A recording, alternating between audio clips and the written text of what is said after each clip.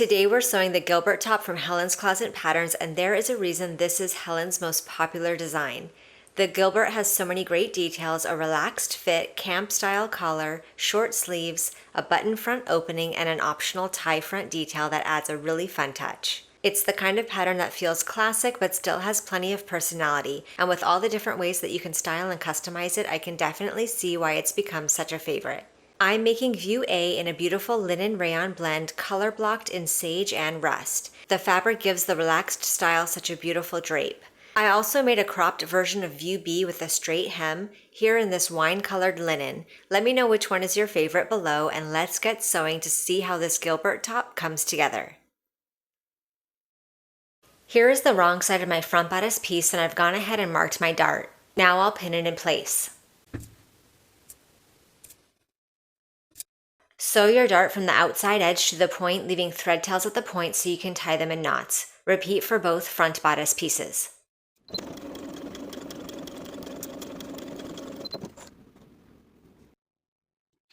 Here is the wrong side of my pocket piece, and this is optional, but I've added a strip of interfacing along the top edge. The interfacing is 1 inch wide, and I've placed it 1/4 of an inch away from the top raw edge. Then I'm going to fold and press that top raw edge to the wrong side by 1/4 of an inch. And I'll fold the top edge once more, this time to the right side by 1 1/4 inches, which should be along the notches indicated on the pattern. Pin in place along the side edges. Sew both sides with a 5/8 inch seam allowance.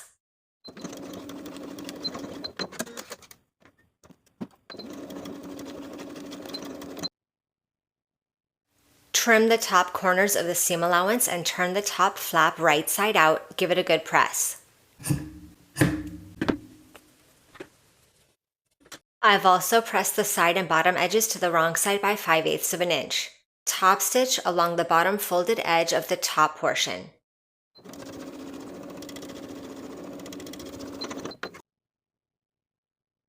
On the right side of my left front bodice piece, I've marked the line from the pattern to indicate the top of the pocket. Place the wrong side of the pocket onto the right side of the bodice, aligning the top of the pocket with the line marking. Pin in place along the side and bottom edges. I'm going to top stitch the pocket twice. First, edge stitching along the side and bottom edges, then stitching once more with a 1/4 inch seam allowance.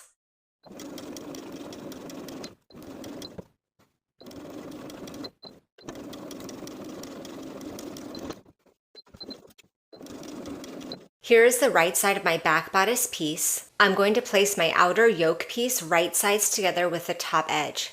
Pin in place. Then I'll turn my bodice piece to the wrong side.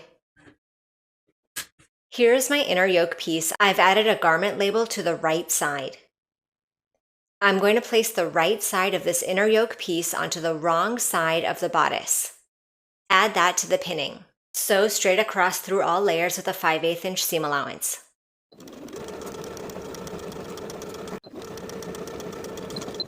I'm going to trim the seam allowance that we just created to 1/4 of an inch.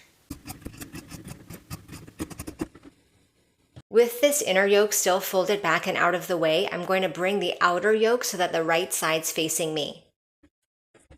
And I'll place my front bodice pieces right sides together with the shoulder seams. Pin in place. Sew the front bodice and the outer yoke piece together at the shoulders. With a 5/8 inch seam allowance, trim the seam allowance to 1/4 of an inch and press toward the yoke.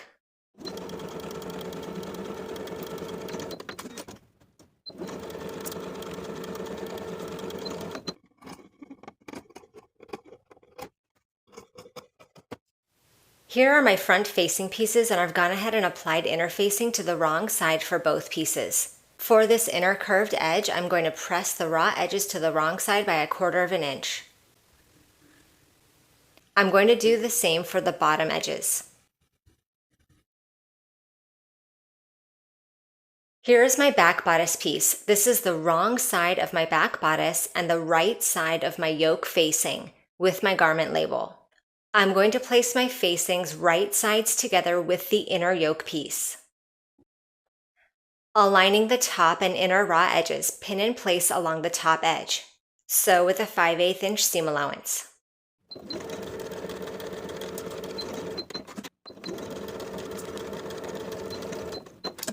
I'm going to trim that interfaced fabric of the facings only to 1/4 inch. Press the top edge of the yoke to its wrong side by 5/8 inch. On both sides. Here are my collar pieces. I've gone ahead and added interfacing to the outer collar piece. Place these pieces right sides together. Pin the side and top straight edges. Sew the side and top edges with a 5/8 inch seam allowance.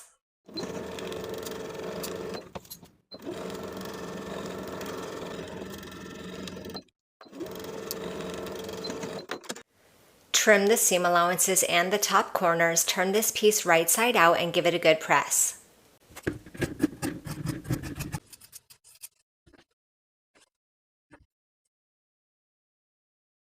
Top stitch all the way around the entire collar with a 1/4 inch seam allowance.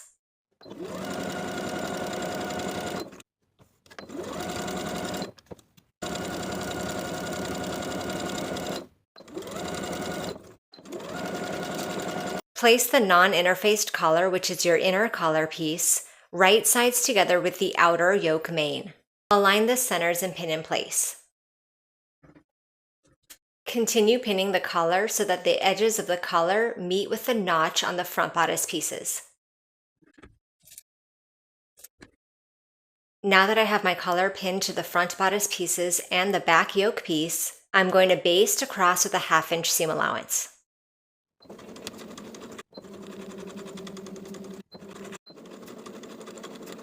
Here are the right sides of my front bodice pieces opened out away from each other. And here is my outer collar piece.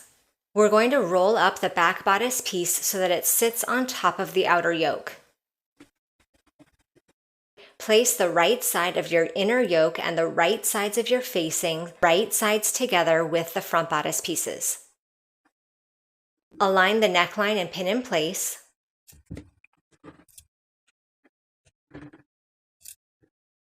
Also pin together along the facings and center front.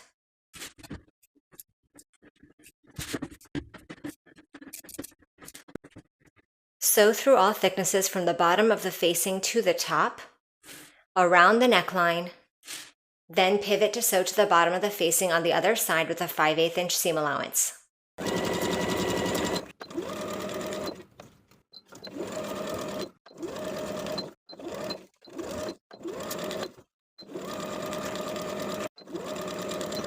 Along the center fronts, I'm going to trim the interfaced seam allowance of the facing from the bottom to the top. On both sides. And I'll trim those top corners. I'll also trim the seam allowance of the neckline. And I'll clip into the curves, careful not to clip through the stitches. Turn the shirt right side out by pulling the material through the yoke. Now on the inside of the garment, for those pressed under edges of the inner yoke piece, I'm going to press those folded edges right on top of the main shoulder seam line and pin in place from the outside.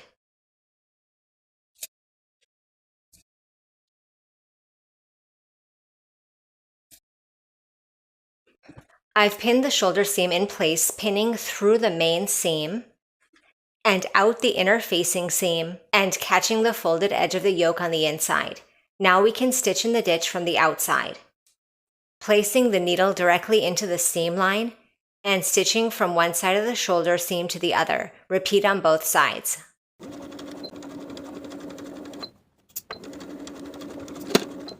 I've continued turning the facing right side out and poking out the top corners on both sides. Now turn that facing away from the garment and about 1 inch above the finished edge of the facing, snip into the seam allowance to the stitching line but not beyond.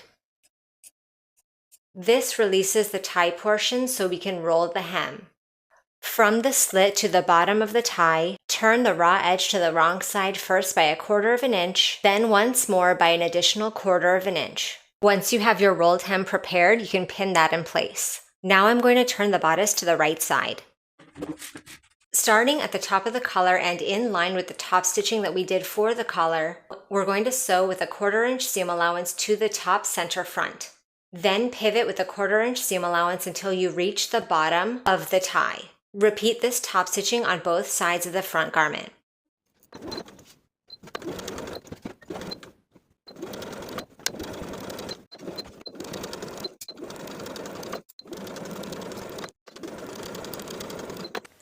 Place the front and back bodice pieces right sides together and pin the side seam. Sew with a 5/8 inch seam allowance, finish the raw edges together and press toward the back. Repeat for both side seams.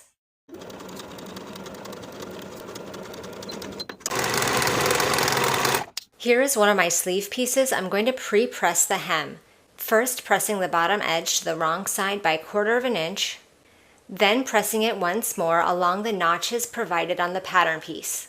Then we'll open out those folds for now and fold the sleeve in half to align the short edges. Pin in place. Sew with a 5/8 inch seam allowance, finish the raw edges and press toward the back of the sleeve. Now that that seam is sewn and pressed, I'm going to refold the bottom edges. Edge stitch along the upper inner fold all the way around to complete the hem. Repeat to create both sleeves.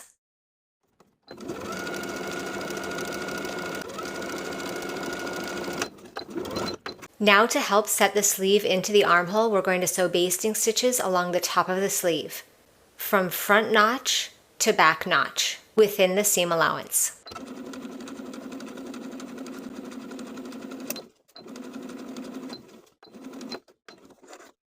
Place your sleeve right sides together with its corresponding armhole, align the underarm seam and the notches, and pin in place.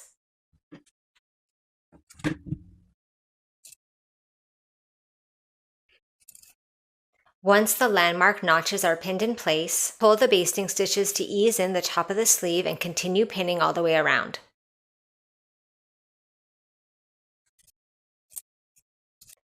Sew the sleeve into the armhole with a 5/8 inch seam allowance, finish the raw edges, and repeat to attach both sleeves.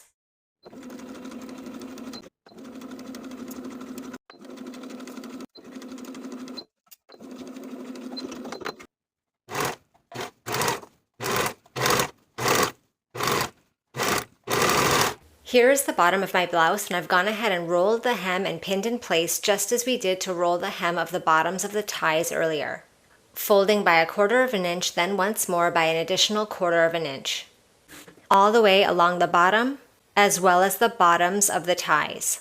Then we're going to edge stitch in place from the outer point of the tie along that upper inner fold all the way to the opposite end of the tie.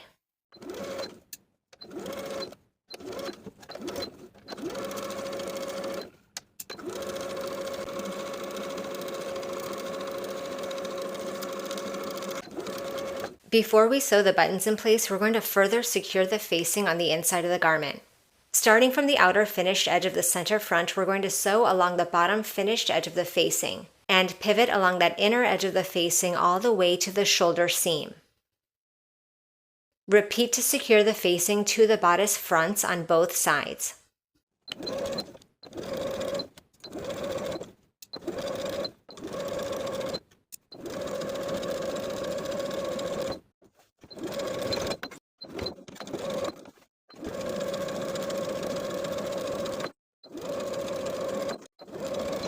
I've used the button placement pattern piece to mark the placement of my buttonholes onto my right front placket. Now I'll sew the 3 buttonholes in place. And I've sewn the buttons directly across on the opposite placket. And now the top is complete. Thank you for watching this sew along. Make sure you subscribe to the channel so you don't miss any future sewing tutorials, and I'll see you in the next video.